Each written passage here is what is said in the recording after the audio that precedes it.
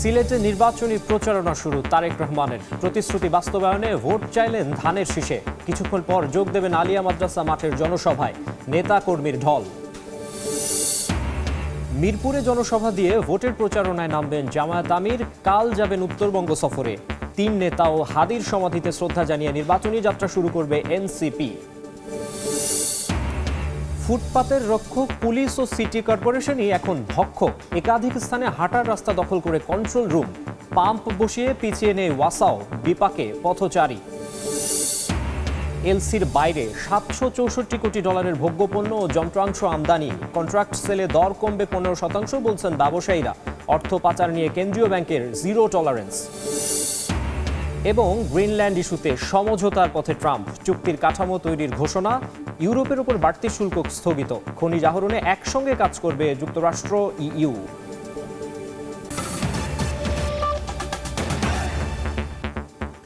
সময় সংবাদের সঙ্গে আছি আমি মাকসুম আলম খান। সিলেটে শ্বশুর বাড়ি থেকে নির্বাচনী প্রচারণা শুরু করলেন বিএনপি চেয়ারম্যান তারেক রহমান।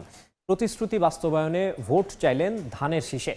নারী, কৃষি, আর্থসামাজিক উন্নয়নে 12 ফেব্রুয়ারি জনসমর্থন চান বিএনপি চেয়ারম্যান। দলের মনোনীত প্রার্থীদের পক্ষে ভোট টানতে নির্দেশ দেন নেতাকর্মীদের। সিলেটের দক্ষিণ সুরমার শ্বশুরবাড়ি থেকে ধানের শীষের পক্ষে ভোট চেয়ে ত্রয়োদশ জাতীয় সংসদের নির্বাচনী প্রচারণা শুরু করলেন বিএনপির চেয়ারম্যান তারেক রহমান। প্রচারণা শুরুর নির্ধারিত সময়ের পরপর বৃহস্পতিবার রাত 1টার দিকে দক্ষিণ সুরমা উপজেলার সিলাম ইউনিয়নের বাহারামপুর গ্রামে রাহাত মঞ্জিল থেকে এই প্রচারণা শুরু করেন তিনি।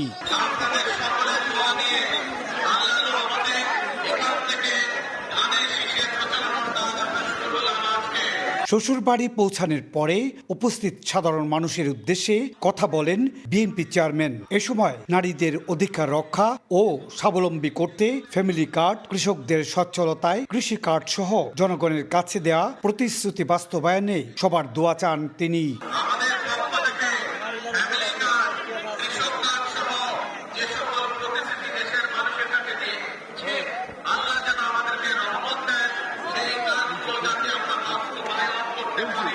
বিএনপি মনোনীত প্রার্থীদের পক্ষে ভোট টানতে নেতাকর্মীদের নির্দেশ দিয়ে তারেক রহমান আশা প্রকাশ করে বলেন, জনগণের সমর্থনে বিএনপি জয়যুক্ত হবে।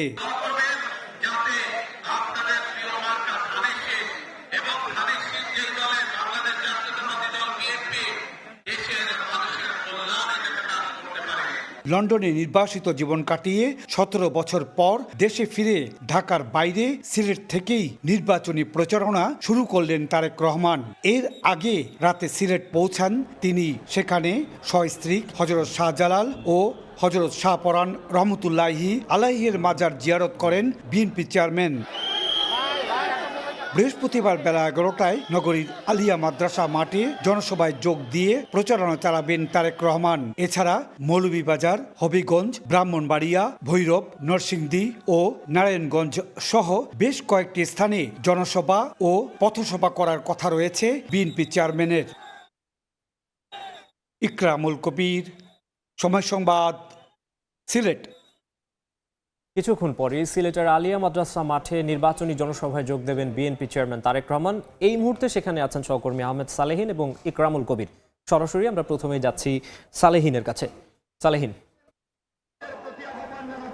ত্রয়োদশ জাতীয় সংসদ নির্বাচনের প্রথমবারের মতো প্রার্থী হলেন তারেক রহমান, বিএনপি চেয়ারম্যান, যিনি এবারই প্রথমবারের মতো নির্বাচনে অংশ নিচ্ছেন এবং তার এই প্রথম নির্বাচনী অংশ নেওয়ার পর নির্বাচনী প্রচারণার প্রথম জনসভা পূর্ণভূমি সিলেটের আলিয়া মাদ্রাসা মাঠে। কিছুক্ষণের মধ্যে বিএনপি চেয়ারম্যান তারেক রহমান তিনি আসবেন, এখানে বক্তব্য রাখবেন, ধানের শীষের পক্ষে ভোট চাইবেন এই নির্বাচনী প্রচারণার মাধ্যমে। ইতিমধ্যে এই আলিয়া মাদ্রাসা মাঠ সম্পূর্ণভাবে কানায় কানায় পূর্ণ হয়ে গিয়েছে।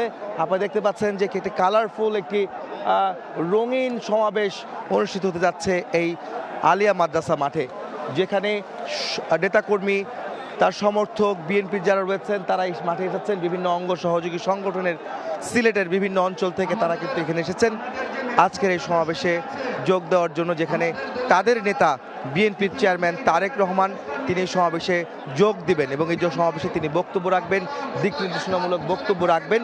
সে কারণে এই পুরো মাঠ জুড়ে ইতিমধ্যে একটি উৎসবের আমেজ তৈরি হয়েছে। শুধু এই মাঠ বললেই ভুল হবে, আমরা সিলেট নগরী গতকালকে থেকে দেখেছি একটি উৎসবের নগরীতে পরিণত হয়েছে।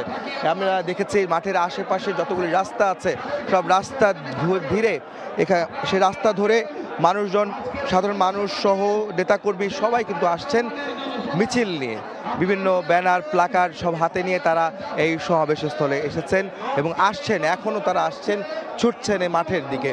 আমরা বলে রাখতে চাই যে বিএনপি চেয়ারম্যান তারেক রহমান এবারই প্রথমবারের মতো কোনো জাতীয় নির্বাচনে অংশ নিচ্ছেন এবং সেই নির্বাচনে অংশ নিতে তিনি প্রথমবারের মতো নির্বাচনী প্রচারণা পূর্ণভূমি সিলেটের আলিয়া মাদ্রাসা মাঠ থেকে সেই সমাবেশ তিনি শুরু করতে যাচ্ছেন, নির্বাচনী প্রচারণা শুরু করতে যাচ্ছেন। আজকে এখান থেকে তিনি বেশ কয়েকটি জায়গায় আরও সমাবেশ করবেন, পথসভা করবেন, যেখানে মৌলভীবাজার, হবিগঞ্জ, ব্রাহ্মণবাড়িয়ার আশুগঞ্জ, ব্রাহ্মণবাড়িয়া, তারপর হচ্ছে এখান থেকে ভৈরব, নরসিংদী, নারায়ণগঞ্জ সহ বেশ কিছু জায়গায় তিনি জনসভা করবেন পথসভাও। সেখানে তিনি ধানের শীষের পক্ষে ভোট চাইবেন, সেটি আমরা জানতে পেরেছি। নির্বাচনী প্রচারণায় তার প্রতীকের পক্ষে তিনি ভোট চাইবেন। আমরা বলে রাখতে চাই যে গত সন্ধ্যায় 8টার নাগাদ তিনি এই পূর্ণভূমি সিলেটে তিনি এসেছিলেন বিমানযোগে এবং তারপর তিনি সরাসরি বিমানবন্দর থেকে হজরত শাহজালাল রহমতুল্লাহ আলাইয়ের মাজারে তিনি আসেন এবং সেখানে তিনি দরগা জিয়ারত করেন, মাজার জিয়ারত করেন এবং এরপরে তিনি সেখান থেকে চলে যান শাহপরান রহমতুল্লাহ আলাইয়ের মাজারে, যেখানেও তিনি কবর বা মাজার জিয়ারতের মাধ্যমে তার যে ব্যক্তিগত যে কর্মসূচি সেটি তিনি সম্পন্ন করেন এবং সেখান থেকে তিনি দক্ষিণ সুরমায়, যেখানে তার শ্বশুরবাড়ি রয়েছে, সেই এলাকায় তিনি চলে যান এবং শ্বশুরবাড়িতে যাওয়ার পরেই রাত 1টা নাগাদ, অর্থাৎ গত রাত 12টায় থেকে নির্বাচনী প্রচারণা আনুষ্ঠানিকভাবে শুরু হয়েছে নির্বাচন কমিশনের নির্দেশনা অনুযায়ী। সেই কারণে রাত 1টা বাজে পৌঁছানোর পর সেই বাড়িতেই তিনি বক্তব্য রাখেন, নির্বাচনে বিএনপির পক্ষে তিনি ভোট চান, ধানের শীষের পক্ষে তিনি ভোট চান এবং তিনি বলেন যে বিএনপি এবং তার দল এবং তিনি যেই প্রতিশ্রুতি দিয়েছেন সেই প্রতিশ্রুতি বাস্তবায়নে জনগণের সমর্থন তিনি চেয়েছেন। জনগণের সমর্থনে যদি তারা ক্ষমতায় আসতে পারেন তাহলে যেই ধরনের প্রতিশ্রুতি তিনি দিয়েছেন, তার দল দিয়েছেন, সেগুলো তারা বাস্তবায়ন করবেন। একই সঙ্গে সংস্কার প্রস্তাবের বিষয়গুলো বিভিন্ন সময় বিএনপি কিন্তু উঠিয়েছে, তারা 31 দফা দিয়েছে, সেই 31 দফাও তারা বাস্তবায়ন করতে চান। 31 দফার যে সংস্কার প্রস্তাব রয়েছে সেখানে যেসব বিষয়গুলি রয়েছে সেগুলো তারা বাস্তবায়ন করতে চান। তারেক রহমান গতকালকে রাতে তিনি তার বক্তব্যে বারবার বলেছেন নারীদের স্বাবলম্বী করে তোলা, কৃষকদের স্বাবলম্বী করে তোলা, সচ্ছল করে তোলার জন্য একই সঙ্গে সমস্ত সাধারণ মানুষের অধিকার রক্ষায় তারা যেই প্রতিশ্রুতি দিয়েছেন, তারা যেই ধরনের চিন্তা ভাবনা করছেন, ক্ষমতায় গেলে যেই বিষয়গুলি তাদের বিষয়গুলি তারা প্রাধান্য দিবেন সেগুলি নিয়ে তারা কাজ করবেন এবং সে বাস্তবায়নের দিকে তারা এগোবেন। এটি কিন্তু তারেক রহমান আবারও পুনর্ব্যক্ত করেছেন এবং সাধারণ মানুষের সমর্থন চেয়েছেন, দোয়া চেয়েছেন, ধানের শীষের পক্ষে তিনি ভোট চেয়ে সাধারণ মানুষকে তাদের পক্ষে থাকার জন্য আহ্বান জানিয়েছেন। একই সঙ্গে সিলেটে যারা প্রার্থী হয়েছেন, সিলেটের বিভিন্ন আসনে বিএনপির ধানের শীষের প্রতীকে যারা প্রার্থী হয়েছেন তাদের পক্ষে তিনি প্রচারণাও চালান এবং তা বলেন তাদেরকে প্রত্যেককে জয়ী করার জন্য, জয়যুক্ত করার জন্য নেতাকর্মীদের নির্দেশ দেন। একই সঙ্গে সাধারণ মানুষকে ভোট দেওয়ার জন্য আহ্বান জানান। এছাড়া আজকে সকাল 11টায় এই সমাবেশ আনুষ্ঠানিকভাবে শুরু হওয়ার কথা হচ্ছে যে 11টা নাগাদ তারেক রহমান বিএনপি চেয়ারম্যান তিনি এখানে আসবেন, তারপরে তিনি এখানে বক্তব্য রাখবেন। এখানে বেশি কিছু বক্তব্য রাখবেন না তার নেতাকর্মীরা বা সিনিয়র নেতা যারা রয়েছেন তারা এখানে উপস্থিত থাকবেন। তবে বক্তব্য যতদূর জেনেছি তারেক রহমান একাই বক্তব্য রাখবেন, তার সঙ্গে হয়তো বিএনপি মহাসচিব মির্জা ফখরুল আলমগীর তিনি বক্তব্য রাখতে পারেন। আর স্থায়ী কমিটি যারা রয়েছেন, স্থায়ী কমিটির বেশ কয়েকজন সদস্য কিন্তু আজকে দেখেছি এই মঞ্চে তারা আসবেন, তারাও হয়তো সংক্ষিপ্ত বক্তব্য রাখতে পারেন অথবা নাও রাখতে পারেন, সে বিষয়ে আমরা জেনেছি। আমরা বলে রাখতে চাই সিলেটের এখন যে বর্তমান অবস্থা, সিলেট নগরী এখন উৎসবের নগরীতে পরিণত হয়েছে। নেতাকর্মীদের উৎসব মুখর পরিবেশে তারা এসেছেন, তারা সাধারণ মানুষ এই মাঠ জুড়ে অবস্থান নিয়েছেন। মাঠ কিন্তু সকাল থেকে দেখেছি আমরা পুরো কানায় কানায় পূর্ণ হয়ে গেছে। আর সিলেট নগরের যে রাস্তাঘাট যেগুলি রয়েছে শহরের একদম মাঝখানে সব রাস্তাগুলোতেই সাধারণ মানুষ তারা পায়ে হেঁটে বিভিন্ন যানবাহনে করে বিভিন্ন অঞ্চল থেকে মানে এই সিলেট জেলার আশপাশ থেকেও কিন্তু অনেকে এসেছেন এই সমাবেশে আজকে অংশ নেওয়ার জন্য, তারেক রহমানের বক্তব্য শোনার জন্য। আর তারেক রহমানের বক্তব্য বা জনসভা এটি কিন্তু তার নির্বাচনী জনসভার প্রথম জনসভা অনুষ্ঠিত যাচ্ছে। ত্রয়োদশ জাতীয় সংসদ নির্বাচনে তার প্রথমবারের মতো অংশগ্রহণ এবং নির্বাচনে তার প্রথমবারের মতো অংশগ্রহণের মধ্য দিয়ে আজকে তিনি নির্বাচনী প্রচারণায় অংশ নিচ্ছেন। তারেক রহমান এর আগে গত রাতে যেমন বলছিলাম তার শ্বশুরবাড়িতে যাওয়ার পর দক্ষিণ সুরমায় সেখানে কিছু কথা বলেছিলেন। এছাড়া তার আগে তিনি হযরত শাহজালাল এবং হযরত শাহপরান রহমতুল্লাহ আলাইহির মাজার তিনি জিয়ারত করেছিলেন এবং তারপরে আজকেই তার আনুষ্ঠানিক কর্মসূচি শুরু হতে যাচ্ছে এই আলিয়া মাদ্রাসা মাঠ থেকে, যেখানে নেতাকর্মীদের মধ্যে যে উচ্ছ্বাস উদ্দীপনা সেটি কিন্তু আমরা বারবার দেখছি। স্লোগান দিচ্ছেন তারা, ধানের শীষের পক্ষে তারা স্লোগান দিচ্ছেন, ভোট প্রার্থী তারা ভোটের পক্ষে, ধানের শীষের পক্ষে তারা স্লোগান দিচ্ছেন। এখানে ব্যানার প্লাকার্ড হাতে, মাথায় রঙিন টুপি, রঙিন ক্যাপ পরে তারা এখানে এসেছেন, অবস্থান নিয়েছেন এই মাঠ জুড়ে। সেটি একটি রঙিন একটি সমাবেশ বলা যায় এই পুরো সমাবেশ জুড়ে। এই সমাবেশকে ঘিরে যেমন নেতাকর্মীদের একটি উচ্ছ্বাস রয়েছে, তেমনি সাধারণ মানুষের মধ্যেও কিন্তু একটি উচ্ছ্বাস বা উদ্দীপনা কাজ করছে যে এতদিন পরে এখানে সাধারণ মানুষ তারা ভোটের আমেজে ফিরতে পেরেছে।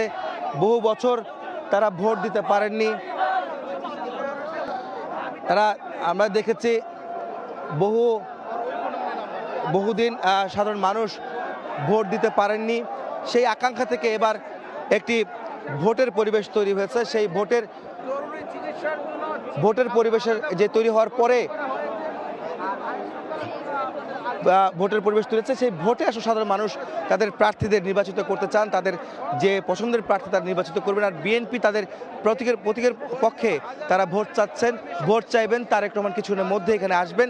আমাদের এই মঞ্চের এই মাঠের অন্য প্রান্তে রয়েছেন আমাদের সহকর্মী ইকরামুল কবির, তিনি জানাবেন সেখানকার পরিস্থিতি। আলিয়া মাদ্রাসা মাঠের একেবারে যেই পূর্ব দিকের প্রবেশ মুখ, সেই পূর্ব দিকের প্রবেশ মুখের 74 পয়েন্টে এই সড়ক পথেই বিএনপি চেয়ারম্যান তারেক রহমান জনসভাস্থলে 11টার দিকে পৌঁছার কথা বা 11টার দিকে উপস্থিত হওয়ার কথা, এমনটি আমরা জানিয়েছেন আমাদেরকে দলীয় সূত্রগুলো। এবং এই জনসভাকে ঘিরে সিলেটের যে 13টি উপজেলা, সুনামগঞ্জের যে 5টি নির্বাচনী আসন, সিলেটের যে 6টি নির্বাচনী আসন, সবকিছু মিলে এই সিলেট এবং সুনামগঞ্জের 11টি নির্বাচনী আসন থেকে লোকারণ্য হয়ে যাচ্ছে পুরো জনসভাস্থল। আমরা দেখেছি এই জনসভাস্থলে রাত্রি যাপনের জন্য ব্যবস্থা করা হয়েছে। গতকালকে রাত্রেই বিভিন্ন দূর দূরান্ত উপজেলাগুলো থেকে এসে, বিভিন্ন সুনামগঞ্জের বিভিন্ন প্রত্যন্ত এলাকাগুলো থেকে এসে রাত্রি যাপন করেছে। বিশেষ করে সিলেট থেকে সবচেয়ে দূরবর্তী উপজেলা জকিগঞ্জ উপজেলা 92 কিলোমিটার, এইভাবে কানাইঘাট, গোয়াইনঘাট সহ যে সমস্ত উপজেলাগুলো থেকে সকালে এসে এই জনসভা স্থলে প্রবেশের কোনো সুযোগ নেই, তারা রাত্রে এসে অবস্থান করেছে এবং তাদের জন্য খাবারের ব্যবস্থা করেছে। এখানে যে জনসভা, এই জনসভায় আজকে আনুষ্ঠানিকভাবে বিএনপি চেয়ারম্যান তারেক রহমান তার নির্বাচনী প্রচারণা শুরু করবেন। আজকে থেকেই যেই অনুযায়ী নির্বাচনী তফসিল অনুযায়ী আজকে থেকেই প্রার্থীরা তাদের নির্বাচনী প্রচারণা শুরু করবেন। এই জনসভা স্থলে সিলেট এবং সুনামগঞ্জের 11 জন প্রার্থী, সিলেটের 6 জন এবং সুনামগঞ্জের 5 জন, এই 11 জন দলীয় এবং জোটভুক্ত প্রার্থীদের পরিচয় করিয়ে দিবে। এবং এই সভাস্থলে আমরা দেখতে পেয়েছি যে বিভিন্ন জায়গা থেকে শুধুমাত্র বিএনপি নেতাকর্মী নয়, বিভিন্ন জোটভুক্ত বিভিন্ন দলের নেতাকর্মীরাও মিছিল করে সেই জনসভা স্থলে উপস্থিত হয়েছে। সবকিছু মিলে আজকের এই জনসভাকে স্মরণকালে একটি জনসভা পরিণত করার জন্য বিএনপি এবং তার অঙ্গ সংগঠন এবং জোটের পক্ষ থেকে ব্যাপকভাবে প্রস্তুতি নেওয়া হয়েছে। মোটামুটি এই ছিল যে বিএনপি সিলেট বিভাগীয় যে সমাবেশের যে আজকে নির্বাচনের প্রচারণা শুরু করবে তার সবশেষ খবর। বিএনপি চেয়ারম্যান তারেক রহমানের নির্বাচনী জনসভার সবশেষ খবর শুনছিলেন। আমাদের সঙ্গে সিলেট থেকে যুক্ত হয়েছিলেন ইকরামুল কবির এবং তার আগে আহমেদ সালেহীন। সময় সংবাদে আরও থাকছে। চিকিৎসককে মারধর করায় ঢাকা মেডিকেলে কয়েক ঘন্টা জরুরি সেবা ব্যাহত, রোগীর স্বজনদের বিরুদ্ধে অভিযোগ। জড়িত দুজনকে আটকের পর প্রশাসনের আশ্বাসে চিকিৎসা সেবা স্বাভাবিক।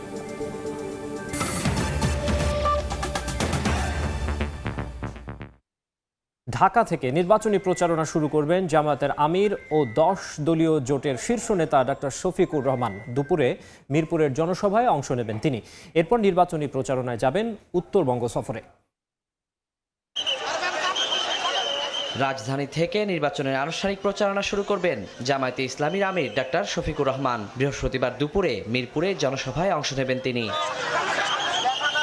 বুধবার রাতে এক সংবাদ সম্মেলনে তার সফরের বিস্তারিত জানান দলের সহকারী সেক্রেটারি জেনারেল এহসানুল মাহবুব জুবায়ের। আনুষ্ঠানিকভাবে ঢাকা পনেরোতে আমরা আমাদের সম্মানিত আমিরে জামাত এবং কেন্দ্রীয় নেতৃবৃন্দের উপস্থিতিতে আমরা প্রথম সেখানে গণসংযোগ এবং জনসভার আয়োজন করেছি। 23 এবং 24 এই 2 দিন ঢাকার বাইরে উত্তরবঙ্গে আমাদের সম্মানিত আমিরে জামাত সফর করবেন। 23 জানুয়ারি সকালে দিনাজপুরের গোরে শহীদ ঈদগাহ মাঠে জনসমাবেশে যোগ দেবেন জামায়াত আমির। এরপর পর্যায়ক্রমে পঞ্চগড়, ঠাকুরগাঁও, রংপুর ও গাইবান্ধায় নির্বাচনী সমাবেশে অংশ নেবেন ডাক্তার শফিকুর রহমান। ওয়ার্ড পাড়ায় মহল্লায় আমরা একটি নতুন ধরনের মাত্রা দেখতে পাচ্ছি, জনশক্তিদের মাঝে উচ্ছ্বাস, আনন্দ, উদ্দীপনা। তিনি আমাদের ঠাকুরগাঁয়ে কি বার্তা দিয়ে যাবে এটা আমরা উপভোগ করার জন্য ইনশাল্লাহ আমরা আগে ভাগে সকাল 10টায় রওনা দিব ইনশাআল্লাহ। আমরা আশা করি সবার অংশগ্রহণে জনসভাটি সফল হবে ইনশাল্লাহ। আমরা আভ্যন্তরীণভাবে সাংগঠনিকভাবে আমরা যথেষ্ট বিভিন্ন লেয়ারে আমরা নিরাপত্তার ব্যবস্থা করেছি এবং প্রশাসনের সাথে আমরা কথা বলেছি। 24 জানুয়ারি জুলাই গণঅভ্যুত্থানের প্রথম শহীদ আবু সাঈদের কবর জিয়ারত করবেন ডাক্তার শফিকুর রহমান। এরপর সকাল 10টায় গাইবান্ধায় যোগ দেবেন পথসভায়। কর্মসূচি ঘিরে উচ্ছ্বসিত দলীয় নেতাকর্মীরা। উৎসাহ উদ্দীপনার মধ্য দিয়ে আমাদের ব্যাপক প্রস্তুতি আমরা গ্রহণ করেছি। আমাদের সমর্থক যারা আছেন, দায়িত্বশীল যারা আছেন এবং আমাদের ভোটারদেরকে নিয়ে এখানে একটা বড় সমাবেশ হবে বলে আমরা আশা করছি। দলমত নির্বিশেষে পঞ্চগড় জেলাবাসী তারা যেন আমাদের এই জনসভায় অংশগ্রহণ করে নির্বাচনী প্রচারণার পাশাপাশি গণভোটে হ্যাঁর পক্ষেও গণসংযোগ করবেন জামায়াত আমির। ওয়ালিউল সাকিব, সময় সংবাদ, ঢাকা। এদিকে রাজশাহী 1 আসনে প্রচারণা চালাচ্ছেন জামাতের নায়েবে আমির মুজিবুর রহমান। এই মুহূর্তে রাজশাহীর গোদাগাড়িতে আছেন সহকর্মী মওদুদ রানা। আমরা সরাসরি চলে যাচ্ছি তার কাছে। রাজশাহী থেকে এবং রাজশাহীর যে 6টি সংসদীয় আসন রয়েছে সেই 6টি সংসদীয় আসনের মধ্যে সর্বপ্রথম আনুষ্ঠানিক প্রচারণা শুরু করতে যাচ্ছে রাজশাহী 1 তানোর গোদাগাড়ি আসন থেকে। এখানে বাংলাদেশ জামায়াতে ইসলামীর যিনি প্রার্থী রয়েছেন সংগঠনটির কেন্দ্রীয় নায়েবে আমির, তিনি এখন প্রচারণা শুরু করবেন। আমরা দেখছি তিনি গোদাগাড়ির যে সদর এলাকাটি রয়েছে ডাইংপাড়া এবং এর আশেপাশে যে পৌর এলাকাটি রয়েছেন তিনি সেখানে প্রচারণা কিছুক্ষণের মধ্যেই শুরু করবেন। আমরা যেটি দেখেছি যে বাংলাদেশ জামায়াতে ইসলামীর যে নেতাকর্মীরা রয়েছেন, ইসলামী ছাত্র শিবিরের যে নেতাকর্মীরা রয়েছেন তারা জড়ো হচ্ছেন এবং কিছুক্ষণের মধ্যেই এখান থেকে আনুষ্ঠানিক প্রচারণা শুরু করবেন। এবং এখানের যারা দায়িত্বশীলরা রয়েছেন তারা যেটি বলছেন যে আজকে দুপুর পর্যন্ত তারা এই যে গোদাগাড়ি পৌর এলাকা রয়েছেন সেখানে প্রতিটি বাড়িতে বাড়িতে যাবেন এবং সেখানে তারা তাদের যে ভোট সেটি তারা চাইবেন এবং একই সাথে তারা আগামী দিনের যে তাদের যে উন্নয়ন এবং তাদের যে ইশতেহার সেটি ভোটারদের মাঝে তুলে ধরবেন। এবং আমরা যেটি দেখছি যে এখানে শত শত মানুষ এরই মধ্যে জড়ো হয়েছেন এবং তারা এই পৌরসভার প্রতিটি নাগরিক ভোটার যারা রয়েছেন তাদের বাড়িতে বাড়িতে যাবেন এবং সেখানে তাদের প্রচারণা শুরু করবেন। এবং এখানে তারা যেটি জানিয়েছেন বিকেলের দিকে আরেকটি যে উপজেলা রয়েছে অর্থাৎ তানোর উপজেলা সেখানেও তারা আনুষ্ঠানিকভাবে প্রচারণা শুরু করবেন। এবং আমরা দেখতে পাচ্ছি যে এই যে সংসদীয় আসনটি রয়েছে সেখানে আশেপাশের যে এলাকা রয়েছে সেখান থেকে তাদের নেতাকর্মীরা যেরকম এসেছেন এবং তাদের সমর্থকরাও এসেছেন এবং তারা কিছুক্ষণের মধ্যেই এই ত্রয়োদশ জাতীয় সংসদ নির্বাচনের যে প্রচারণা সেটি শুরু করবেন। আমি যদি খুব সংক্ষেপে আপনার কাছে জানতে চাই যে এখন পর্যন্ত এই নির্বাচনের পরিবেশ কেমন দেখছেন? নাহমাদুহু ওয়া নুসাল্লি আলা রাসূলিহিল কারীম।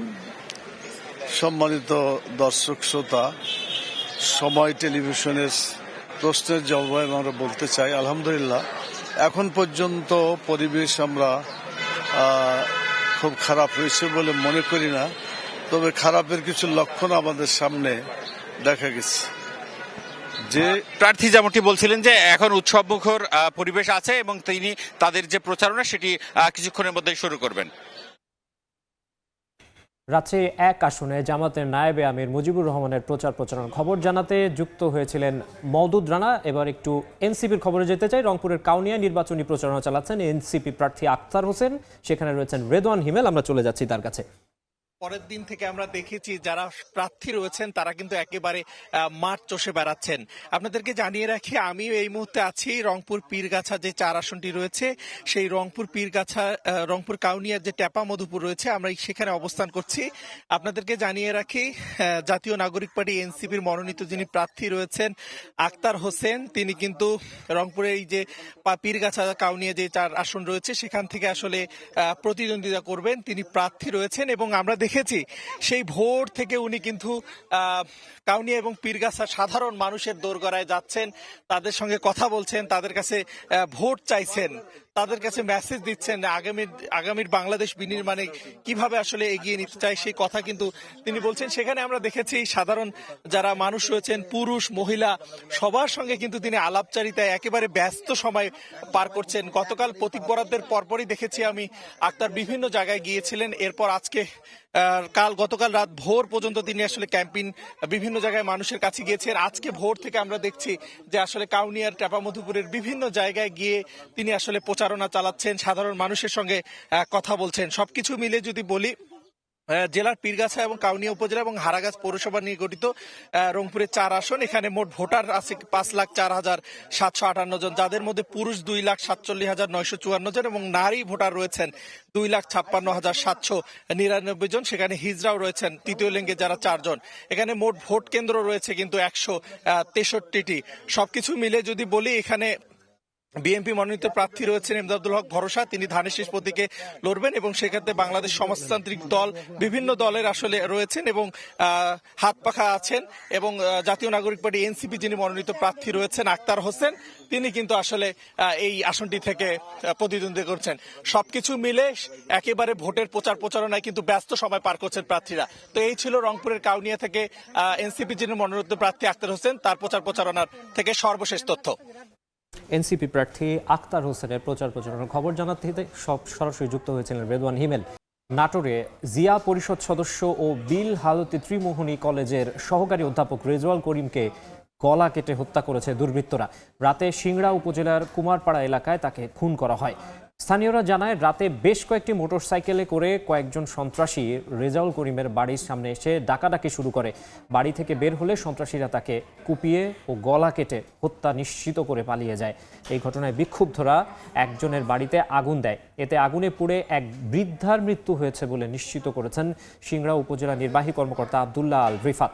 হত্যার ঘটনায় তদন্ত শুরু করেছে পুলিশ, চেষ্টা চলছে অপরাধীদের গ্রেফতারের। সময় সংবাদে আরও থাকছে। বিশ্বকাপ ইস্যুতে মিরাকলের অপেক্ষায় বিসিবি। পূর্ণ সদস্যদের ভোটাভুটিতে হারল 14-2 ব্যবধানে। খেলতে হলে যেতে হবে ভারতেই, জানালো আইসিসি। 24 ঘন্টার আলটিমেটাম। সিলেট ইউথ পলিসি টকে কথা বলছেন বিএনপি চেয়ারম্যান তারেক রহমান। সরাসরি যাচ্ছে সেখানে। আপনি যেই লাইনে পড়াশোনা করেছেন সবসময় যে সেই লাইনে আপনি জব পাবেন এর কোনো নিশ্চয়তা নেই। এই জন্য আপনার যদি আপনার এই যেই লাইনে আপনি পড়াশোনা করেছেন এর বাইরেও যদি আপনার কোনো স্কিল থাকে যেটা আপনি ট্রেনিং এর মাধ্যমে সুন্দরভাবে গড়ে তুলতে পেরেছেন, শিখেছেন, আমরা সেই বিষয়টাকে আমরা বাস্তবায়ন করতে চাই। এখন ধরেন আপনি পড়ালেখা কোন সাবজেক্ট করছেন? কৃষি, এগ্রিকালচারে পড়ছেন, বসেন। কিন্তু ধরেন আপনার ইলেকট্রনিকের ব্যাপারে ইন্টারেস্ট আছে, আপনার ইলেকট্রনিকের ব্যাপারে ইন্টারেস্ট আছে। আচ্ছা, যেমন আমি আমার ক্ষেত্রে বলি, আমি যখন অফ টাইমে যখন আমার হাতে সময় থাকতাম, আমি ছিলাম আর্টসের স্টুডেন্ট, কিন্তু আমি ওই মডেল তৈরি করতাম, গাড়ির, মোটরসাইকেলের, জাহাজের, বিল্ডিং এর তৈরি করতাম। কেউ দেখে বলতো তা আপনি তো ইঞ্জিনিয়ার হতে ছিল। যেভাবে আমি অঙ্কের কাছে ছিলাম সেটা ইঞ্জিনিয়ার হয়নি, আগ্রহ ভালো। তো ব্যাপার হচ্ছে মডেল তৈরি করতাম, ভালো লাগতো। এখন আপনিও হয়তো পড়ছেন আপনি এগ্রিকালচারে, কিন্তু আপনার হয়তো ধরেন ইলেকট্রনিক্স আপনার ইন্টারেস্ট আছে। আমরা দেশে আমাদের যে ভোকেশনাল ইনস্টিটিউশনগুলো আছে, আমাদের যে বিভিন্ন টেকনিক্যাল ইনস্টিটিউশনগুলো আছে, এগুলোকে আমরা মডার্নাইজ করতে চাই, এগুলোকে আমরা ইজি করতে চাই। এগুলোকে মডার্নাইজ করার মাধ্যমে আপনার মতন যারা এরকম আছেন, আপনি পড়ালেখা ঠিকই শেষ করেন, কিন্তু আপনার জবের জন্য ধরেন আপনার ইলেকট্রনিক ট্রেনিং যদি এরকম কিছু একটা থাকে, সেক্ষেত্রে আপনার ইউরোপের কোনো দেশে হয়তো আপনার ইজি হবে তখন জবটা পাওয়া। এবং এই জিনিসটাকে আমরা মডার্নাইজ করার মাধ্যমে শুধু যে ট্রেনিং এর ব্যবস্থা করবো তা না, সাথে আমরা ল্যাঙ্গুয়েজ কোর্সটাও করবো। যেমন আপনাকে আমি উদাহরণ হিসাবে বলি, এই মুহূর্তে আপনি যদি জাপানে দেখেন, জাপানে আপনি একটু আগে বললেন যে বাংলাদেশের পপুলেশনের প্রায় 40-45% হচ্ছে এই মুহূর্তে ইয়াং জেনারেশন, কিন্তু আপনি যদি জাপানের পপুলেশন ডায়নামিক দেখেন দেখবেন যে এটা রিভার্স। ওদের ওখানে এল্ডারলি বয়স্ক মানুষের সংখ্যা বেশি, ইয়াং মানুষের সংখ্যা কম। এখন ওদের বিভিন্ন ইন্ডাস্ট্রিগুলো চালানোর ক্ষেত্রে কিছু কিছু সমস্যা হচ্ছে, তাদের এগ্রিকালচারের ক্ষেত্রে সমস্যা হচ্ছে, কারণ স্বাভাবিক এগ্রিকালচারের ক্ষেত্রে ইন্ডাস্ট্রির ক্ষেত্রে কাজ করার জন্য তো ইয়াং লোক দরকার, কারণ ওখানে শক্তির প্রয়োজন হয় অনেক সময়। যদিও তারা রোবট দিয়ে করছে, তারপরেও প্রয়োজন আছে। একটা বিরাট ক্ষেত্রে তাদের প্রয়োজন হচ্ছে যেটা হেলথ কেয়ারের প্রয়োজন, কারণ এল্ডারলি মানুষ যারা আছে তাদেরকে টেক কেয়ার করতে হয়। এখন আপনার যদি এর মধ্যে কোনো একটা ট্রেনিং থাকে এবং সাথে যদি আপনি জাপানিজ ল্যাঙ্গুয়েজটা জানেন, তাহলে আপনি কিন্তু ইজিলি জবটা পেতে পারবেন। আমাদের যেই 10 লক্ষ মানুষ আছে, এর মধ্যে 7 লক্ষ মানুষ যারা বাইরে যাচ্ছে, আনস্কিল লেভেল যারা যাচ্ছে, এদের মধ্যে আবার ম্যাক্সিমাম মানুষ যাচ্ছে কিন্তু মধ্যপ্রাচ্যে। এবং আপনি সিলেট থেকে যদি যান অথবা ঢাকা থেকে যদি আপনি যদি এয়ারপোর্টে দাঁড়িয়ে আপনি যদি একটা পরীক্ষা নেন, দেখবেন সাউদি আরবে ঠিকই যাচ্ছে, কিন্তু সাউদি আরবের কালচার বলেন বা মিডল ইস্টের কালচার বলেন, ল্যাঙ্গুয়েজ বলেন, কোনো সম্পর্কে তাদের কোনো ধারণা নেই। কিন্তু সিলেটে নির্বাচনী জনসভায় যোগ দেওয়ার আগে ইউথ পলিসি টকে কথা বলছেন বিএনপি চেয়ারম্যান তারেক রহমান। আমরা তখন সরাসরি ছিলাম সেখানে। বিএনপি চেয়ারম্যান তারেক রহমানের বক্তব্যের বাকি অংশ সরাসরি দেখতে ভিজিট করুন সময় টিভির ফেসবুক পেজে। দেশের বাইরের খবর, গ্রিনল্যান্ড ইস্যুতে শুল্ক যুদ্ধের দামামা থামিয়ে হঠাৎই সমঝোতার পথে হাঁটলেন মার্কিন প্রেসিডেন্ট ডোনাল্ড ট্রাম্প। সেই সঙ্গে স্থগিত করেছেন ইউরোপের কয়েকটি দেশের ওপর 1 ফেব্রুয়ারি থেকে কার্যকর হতে যাওয়া 10% শুল্ক। ন্যাটো মহাসচিবের সাথে বৈঠকের পর দ্বীপটি নিয়ে ভবিষ্যৎ চুক্তির রূপরেখা তৈরির ঘোষণা দিয়েছেন তিনি। ট্রাম্প জানান, গ্রিনল্যান্ডের খনিজ সম্পদ আহরণে যৌথভাবে কাজ করবে যুক্তরাষ্ট্র ও ইউরোপ। ট্রাম্পের এই সুর নরম করাকে ইতিবাচক হিসেবে দেখছেন ডেনমার্কের পররাষ্ট্রমন্ত্রী লার্স রাসমুসেন। তিনি বলেন, শুল্ক আরোপ না করা এবং শক্তি প্রয়োগ থেকে সরে আসার ঘোষণা যুক্তরাষ্ট্রের সঙ্গে পুনরায় গঠনমূলক কূটনৈতিক আলোচনার পথ প্রশস্ত করবে। এর আগে যুক্তরাষ্ট্রের সঙ্গে বাণিজ্য চুক্তি অনুমোদন সংক্রান্ত কার্যক্রম স্থগিতের ঘোষণা দেয় ইউরোপীয় পার্লামেন্ট। খেলার খবর, মিরাকেলের অপেক্ষায় বাংলাদেশ ক্রিকেট বোর্ড। আইসিসির আলটিমেটাম নিয়ে ইতোমধ্যে অন্তর্বর্তী সরকারের যুব ও ক্রীড়া মন্ত্রণালয়ের উপদেষ্টার সঙ্গে আলোচনা করেছেন বিসিবি সভাপতি আমিনুল ইসলাম বুলবুল। সন্ধ্যায় আইসিসির বৈঠকে উন্মুক্ত ভোটাভুটিতে হেরে যাওয়ার পরপরই মন খারাপ করে ক্রিকেট বোর্ড ছাড়েন বুলবুল। এ সময় তার সঙ্গে আরও 2 পরিচালক আসিফ আকবর এবং এম নাজমুল ইসলামও বেরিয়ে পড়েন। পরে ক্রীড়া উপদেষ্টার সঙ্গে আলোচনা করেন বুলবুল। সঙ্গে ছিলেন 2 সহ সভাপতি ফারুক আহমেদ, শাখাওয়াত হোসেন, ক্রিক অপস চেয়ারম্যান নাজমুল আবেদিন ফাহিম এবং প্রধান নির্বাহী নিজামুদ্দিন চৌধুরী সুজন। দীর্ঘক্ষণ আলোচনা হলেও কোনো সিদ্ধান্তে পৌঁছাতে পারেননি তারা। আজ উপদেষ্টা পরিষদের বৈঠকে প্রধান উপদেষ্টার সঙ্গে আলোচনার পরই জানা যাবে বাংলাদেশের বিশ্বকাপ ভবিষ্যৎ। এছাড়া বিকেল 3টায় বিশ্বকাপ স্কোয়াডের সঙ্গে একটি হোটেলে দেখা করবেন যুব ক্রীড়া উপদেষ্টা।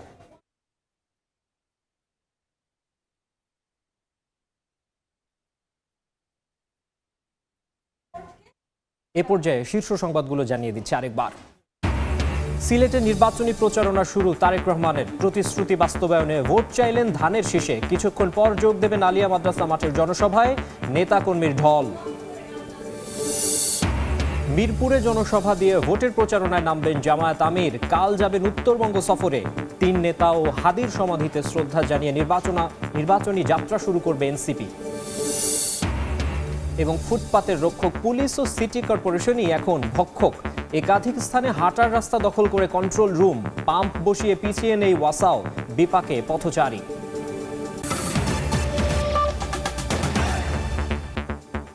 এই ছিল সকাল 10টার সময় সংবাদে। এরপর এ সময়ের বাণিজ্যের সঙ্গে থাকবেন কাজল আব্দুল্লাহ। ধন্যবাদ মাকসুম। এ সময় বাণিজ্য নিয়ে আসছি কিছুক্ষণ পরে, সঙ্গে থাকুন সময়।